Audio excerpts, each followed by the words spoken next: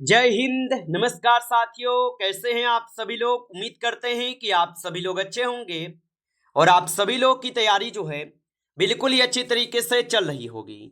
तो साथियों, आज की इस क्लास में हम सभी लोग जो है MPESB PNST pre nursing exam 2026 के लिए जो है टॉप ऐसे इंपोर्टेड और चुनिंदे प्रश्नों को देखेंगे जो कि साथियों आपके 10 जुलाई के एग्जाम के लिए काफी ही इंपोर्टेंट है। तो आप इस क्लास को बिल्कुल अच्छी तरीके से लास्ट तक देखिएगा और इस क्लास में दिए जाने वाले इन सभी क्वेश्चनों को आप अच्छी तरीके से जो है जरूर याद कर लीजिएगा, जिससे कि आप अपने एग्जाम में सभी क्वेश्चन को आसानी तरीके से बना पाएंगे। तो चलिए क्लास को स्टार्ट करते हैं और देखिएगा कि क्वेश्चन जो है क्या पूछे गए हैं। क्वेश्चन यहाँ पे पूछे गए हैं, मानव शरीर में सबसे अधिक कुल कैल्शियम कहाँ जो है संग्रहित रहता है। चलिए बताइएगा। ये सभी के सभी क्वेश्चन साथियों काफी इंपोर्टेंट और चुनिंदे क्वेश्चन हैं और यहां से क्वेश्चन आपके एग्जाम में 100% साथियों पूछे जाएंगे। और बताइए, मानव शरीर में सबसे अधिक कुल कैल्शियम जो है कहां संग्रहित रहता है। तो यहाँ पे इस क्वेश्चन का सही जवाब ऑप्शन सी होगा, हड्डियां और दांत में। ऑप्शन यहाँ पे सी सही जवाब है। आगे देखेंगे अगला क्वेश्चन यहाँ पे दिए गए, मानव शरीर में ICF का प्रमुख धनायन जो है कौन सा है। तो मानव शरीर में ICF का प्रमुख धनायन कौन सा है। तो इनमें हो जाएंगे पोटेशियम। ऑप्शन यहाँ पे बी जो है सही जवाब दिए गए हैं, पोटेशियम होगा। आप अच्छे से याद रखिएगा। चलिए अगला प्रश्न यहाँ पे देखेंगे और यहाँ पे प्रश्न है कि मानो वयस्क में रक्त का लगभग कितना प्रतिशत प्लाज्मा होता है। तो सामान्य वयस्क में रक्त का लगभग कितना प्रतिशत प्लाज्मा होता है। तो इनमें होते हैं आपके 55% यहाँ पे प्लाज्मा। ऑप्शन सी सही जवाब है। आगे देखेंगे अगला प्रश्न यहाँ पे दिए गए कि किसी चालक का प्रतिरोध किस पर जो है निर्भर नहीं करता है। तो किसी चालक का प्रतिरोध किस पर निर्भर नहीं करते। तो गुरुत्वीय त्वरण पर जो है ये नहीं करते हैं। ऑप्शन यहाँ पे डी कीजिएगा सही जवाब। आगे देखेंगे अगला क्वेश्चन यहाँ पे दिए गए, रक्त में ऑक्सीजन का लगभग कितना प्रतिशत हीमोग्लोबिन से बंधा होता है। चलिए बताएंगे आप यहाँ पे। तो रक्त में ऑक्सीजन का लगभग कितना प्रतिशत हीमोग्लोबिन से बंधा होता है। तो याद रखेंगे ये हो जाएंगे 98.5%। ऑप्शन यहाँ पे सी सही जवाब है, याद रखेंगे। चलिए अगला प्रश्न यहाँ पे है और यहाँ पे प्रश्न है कि मानव शरीर में सबसे अधिक ATP का निर्माण जो है किस प्रक्रिया द्वारा होता है। तो मानव शरीर में सबसे अधिक ATP का निर्माण किस प्रक्रिया द्वारा होते हैं। तो यहाँ पे इस क्वेश्चन का आप सही जवाब ऑप्शन यहाँ पे सही हो जाएंगे। ऑप्शन यहाँ पे सही जवाब है। चलिए अगला प्रश्न यहाँ पे दिए गए और यहाँ पे प्रश्न है कि MRI में मुख्यतः किस परमाणु के नाभिक का उपयोग जो है किया जाता है। तो MRI में मुख्यतः किस परमाणु के नाभिक का उपयोग किया जाता है। तो इसमें किए जाते हैं हाइड्रोजन का। ऑप्शन यहाँ पे बी कीजिएगा सही जवाब, हाइड्रोजन का होगा। चलिए अगला प्रश्न यहाँ पे देखेंगे और यहाँ पे प्रश्न है कि रेडियोधर्मी क्षय की दर जो है ये किस पर निर्भर करती है। तो रेडियोधर्मी क्षय की जो दर है ये किस पर निर्भर करती है। तो रेडियोधर्मी क्षय की जो यहाँ पे दर है ये निर्भर करते हैं नाभिक की प्रकृति पे। ऑप्शन यहाँ पे सी जो इस क्वेश्चन का सही जवाब हो जाएगा, याद रखेंगे। चलिए अगला प्रश्न यहाँ पे देखेंगे और यहाँ पे 9th क्वेश्चन आपसे पूछे गए कि मानव शरीर में कार्बन डाइऑक्साइड का अधिकांश भाग किस रूप में जो है प्रवाहित होता है। तो मानव शरीर में कार्बन डाइऑक्साइड का अधिकांश भाग किस रूप में परिवाहित होता है। तो यहाँ पे आप 9th क्वेश्चन का सही जवाब ऑप्शन यहाँ पे सी करेंगे, बाइकार्बोनेट आयन हो जाएगा। ऑप्शन सी कीजिएगा। चलिए अगला प्रश्न यहाँ पे देखेंगे कि मायोपिया को किस लेंस से ठीक जो है किया जाता है। तो मायोपिया को किस लेंस से ठीक किया जाता है। तो ये अवतल लेंस से किए जाते हैं। ऑप्शन यहाँ पे आप लोग का जो है बी सही जवाब होगा, अवतल लेंस से होगा। आप अच्छे से इनको याद रखेंगे। चलिए अगला प्रश्न यहाँ पे आप देखेंगे और प्रश्न पूछा है आपसे कि विद्युत धारा का चुंबकीय प्रभाव सबसे पहले किसने खोजा था। चलिए बताएंगे आप यहाँ पे। तो विद्युत धारा का चुंबकीय प्रभाव सबसे पहले किसने खोजा। तो इसको खोजे हुए थे कौन। तो यहाँ पे इस क्वेश्चन का आप सही जवाब ऑप्शन जो है सी करेंगे। चलिए अगला प्रश्न यहाँ पे देखेंगे और प्रश्न है कि मानव शरीर में कुल रक्त की मात्रा शरीर के भार का लगभग कितना जो है प्रतिशत होता है। चलिए बताएंगे। तो मानो शरीर में कुल रक्त की मात्रा शरीर के भार का लगभग कितना प्रतिशत होता है? तो ये होते हैं आपके 7%। ऑप्शन यहाँ पे आप लोग का जो है 20 सही जवाब दिए गए, 7% होते हैं, याद रखेंगे। चलिए अगला प्रश्न यहाँ पे देखेंगे, और यहाँ पे प्रश्न आपसे पूछे गए, सामान्य मानव रक्त में सबसे अधिक संख्या किस प्रकार की WBC की होती है?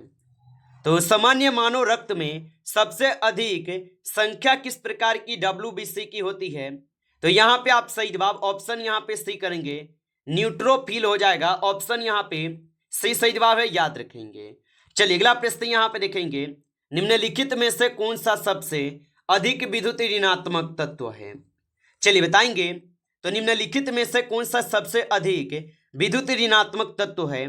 तो यहाँ पे सही जवाब सी होगा, फ्लोरीन होगा। ऑप्शन आपका सी सही जवाब है। चलिए अगला प्रश्न यहाँ पे दिए गए, और यहाँ पे प्रश्न है कि मानव शरीर में सबसे बड़ा लसिका अंग जो है कौन सा है? तो मानव शरीर में सबसे बड़ा लसिका अंग जो है पलीहा हो जाएगा। ऑप्शन यहाँ पे सी सही जवाब है, पलीहा होगा। चलिए अगला प्रश्न यहाँ पे दिए गए, और प्रश्न है कि MRI में चुंबकीय क्षेत्र की इकाई जो है क्या है? तो MRI में चुंबकीय क्षेत्र की इकाई क्या है? तो MRI में चुंबकीय क्षेत्र की जो इकाई होगा ये आप सभी लोग का टेस्ला हो जाएगा। ऑप्शन बी करेंगे सही जवाब, टेस्ला हो जाएगा। चलिए अगला प्रश्न यहाँ पे देखेंगे, और यहाँ पे प्रश्न है कि फेफड़ों में गैसों का विसरण किस नियम पर जो है ना आधारित है? तो फेफड़ों में गैसों का विसरण किस नियम पर आधारित है?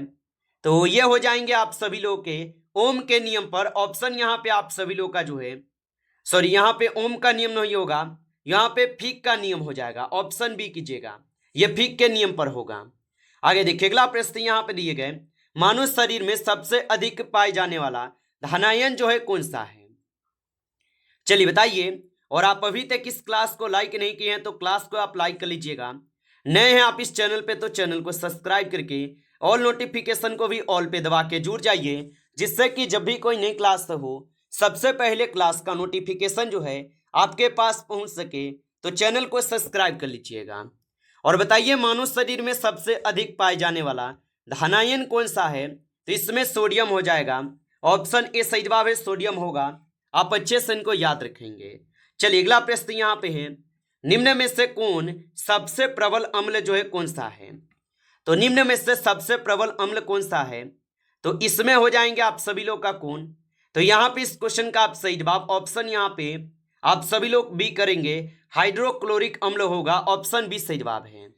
आगे देखेंगे अगला प्रश्न यहाँ पे दिए गए, प्रश्न है कि मानव शरीर की सबसे छोटी अंतःस्रावी ग्रंथि कौन सी है? तो मानव शरीर की सबसे छोटी अंतःस्रावी ग्रंथि जो है यहाँ पे कौन से हो जाएंगे? तो 20 नंबर क्वेश्चन का आप सही जवाब जो है ऑप्शन सी कीजिएगा। आगे देखेंगे अगला क्वेश्चन यहाँ पे दिए गए हैं, 21 क्वेश्चन दिए गए, मानव शरीर में सबसे अधिक पाए जाने वाला जैव अणु जो है ना कौन सा है? तो मानव शरीर में सबसे अधिक पाए जाने वाला जैव अणु कौन सा होगा? तो यहाँ पे 21 क्वेश्चन का सही जवाब प्रोटीन हो जाएंगे। ऑप्शन ए कीजिएगा, सही जवाब प्रोटीन होगा। चलिए अगला प्रश्न यहाँ पे देखेंगे, और यहाँ पे प्रश्न है कि प्रकाश का वेग किस माध्यम में अधिकतम जो है होता है? तो प्रकाश का वेग किस माध्यम में अधिकतम होता है? तो प्रकाश का जो वेग है ये होते हैं हवा में। ऑप्शन यहाँ पे क्या हो जाएंगे सही जवाब? तो ऑप्शन यहाँ पे आप सभी लोग का जो है सी सही जवाब होगा, निर्वात में होते हैं। ऑप्शन यहाँ पे सी सही जवाब है। चलिए अगला प्रश्न यहाँ पे देखेंगे कि विद्युत धारा का एसआई मात्रक जो है क्या है? तो विद्युत धारा का जो एसआई मात्रक है ये आप सभी लोग का एम्पियर होता है। ऑप्शन सी कीजिएगा, एम्पियर होगा। चलिए अगला क्वेश्चन यहाँ पे देखेंगे, मानव शरीर में सबसे बड़ा अंग जो है कौन सा है? तो मानव शरीर में सबसे बड़ा अंग कौन सा है? तो त्वचा जो है ये मानव शरीर का सबसे बड़ा अंग है। ऑप्शन यहाँ पे बी जो है सही जवाब होगा। इस क्वेश्चन का आंसर याद रखेंगे। चलिए अगला प्रश्न यहाँ पे देखेंगे, और प्रश्न क्या पूछा है आपसे यहाँ पे, और प्रश्न पूछा है कि न्यूटन का दूसरा नियम जो ये किससे संबंधित है? तो न्यूटन का जो दूसरा नियम है ये किससे संबंधित होगा? तो न्यूटन का दूसरा नियम संबंधित हो जाएंगे बल और त्वरण से। ऑप्शन यहाँ पे बी कीजिएगा, सही जवाब बल और त्वरण से है। आगे देखेंगे अगला क्वेश्चन यहाँ पे है कि pH बराबर 1 वाला विलयन जो ये किस प्रकार का होता है। तो pH बराबर 1 वाला विलयन किस प्रकार का होता है, तो ये होते हैं आपके प्रबल यहाँ पे अम्लीय, ऑप्शन सी कीजिएगा, प्रबल अम्लीय होते हैं, ऑप्शन सी कीजिएगा सही जवाब। चलिए अगला प्रश्न यहाँ पे देखेंगे कि NaCl का सामान्य नाम जो है क्या है। तो NaCl का जो सामान्य नाम है ये आप सभी लोगों का क्या होगा, तो यहाँ पे इस क्वेश्चन का आप सही जवाब क्या लगाएंगे, तो यहाँ पे इस क्वेश्चन का आप सही जवाब क्या लगाएंगे, तो यहाँ पे इस क्वेश्चन का आप सही जवाब ऑप्शन यहाँ पे सी करेंगे, सामान्य नमक हो जाएगा। आगे देखिए अगला क्वेश्चन यहाँ पे दिए गए, रक्त में ऑक्सीजन का प्रमुख जो है वाहक कौन है। तो रक्त में ऑक्सीजन का प्रमुख वाहक कौन है, तो रक्त में ऑक्सीजन का प्रमुख वाहक जो है हीमोग्लोबिन हो जाएगा, ऑप्शन यहाँ पे बी कीजिएगा, हीमोग्लोबिन। चलिए अगला प्रश्न यहाँ पे देखेंगे, और यहाँ पे प्रश्न है कि विद्युत प्रतिरोध की एसआई इकाई क्या है। तो विद्युत प्रतिरोध की जो एसआई इकाई है ये क्या होगा, तो विद्युत प्रतिरोध की एसआई इकाई जो है यहाँ पे ओम हो जाएगा, ऑप्शन सी कीजिएगा, ओम होगा। चलिए अगला प्रश्न यहाँ पे देखेंगे, और यहाँ पे प्रश्न है कि प्रकाश का अपवर्तन किस नियम पर आधारित है। तो प्रकाश का अपवर्तन किस नियम पर आधारित है, तो प्रकाश का जो अपवर्तन है ये स्नेल का नियम पे आधारित है, ऑप्शन यहाँ पे बी जो है सही जवाब होगा। चलिए अगला प्रश्न यहाँ पे है, और यहाँ पे प्रश्न है कि मानव शरीर में सबसे अधिक मात्रा में पाए जाने वाला तत्व जो है कौन सा है। तो मानव शरीर में सबसे अधिक मात्रा में पाए जाने वाला तत्व कौन सा है, तो यहाँ पे आप सही जवाब ऑप्शन बी करेंगे, ऑक्सीजन होगा, ऑप्शन आपका बी सही जवाब है। चलिए अगला प्रश्न यहाँ पे देखेंगे कि ग्लूकोज का पूर्ण ऑक्सीकरण मुख्यतः किस कोशिकांग में होता है। तो ग्लूकोज का जो पूर्ण ऑक्सीकरण है ये मुख्यतः किस कोशिकांग में होता है, तो ये होते हैं आपके माइटोकॉन्ड्रिया में, ऑप्शन यहाँ पे बी सही जवाब है, माइटोकॉन्ड्रिया में होता है। चलिए अगला प्रश्न यहाँ पे देखेंगे कि प्रकाश की गति किस माध्यम में सबसे जो है कम होती है। तो प्रकाश की गति किस माध्यम में सबसे कम होती है, तो सबसे कम होते हैं आपके कांच में, ऑप्शन डी कीजिएगा, कांच में सबसे कम होते हैं। आगे देखेंगे अगला क्वेश्चन यहाँ पे दिए गए, मानव शरीर में थायराइड हार्मोन के लिए कौन सा तत्व जो है आवश्यक है। तो मानव शरीर में थायराइड हार्मोन के लिए कौन सा तत्व आवश्यक है, तो यहाँ पे सही जवाब बी होगा, आयोडीन, ऑप्शन यहाँ पे बी सही जवाब है, आयोडीन है। चलिए अगला प्रश्न यहाँ पे देखेंगे, मानव शरीर में सबसे बड़ी जो है ग्रंथि कौन सी है। तो मानव शरीर में सबसे बड़ी ग्रंथि कौन सी है, तो यहाँ पे 35 क्वेश्चन का आप सही जवाब ऑप्शन यहाँ पे बी करेंगे, यकृत हो जाएगा, ऑप्शन आपका बी सही जवाब है, यकृत होगा। नमस्कार साथियों, इस क्लास में जो है टॉप 35 क्वेश्चन थे जो काफी इंपॉर्टेंट क्वेश्चन थे। साथियों यदि आपको क्लास अच्छा लगा हो तो आप इस क्लास को लाइक कर लेंगे, नए जुड़े हैं आप इस चैनल पे तो चैनल को भी सब्सक्राइब करके ऑल नोटिफिकेशन को ऑल पे दबा के जुड़ जाइए, जिससे कि जब भी कोई नई क्लास हो सबसे पहले क्लास का नोटिफिकेशन जो है आपके पास पहुंच सके, तो आप इस चैनल को सब्सक्राइब कर लीजिएगा। चलिए फिर मिलते हैं आपसे नेक्स्ट टॉपिक के साथ नेक्स्ट क्लास में, तब तक के लिए जय हिंद जय भारत।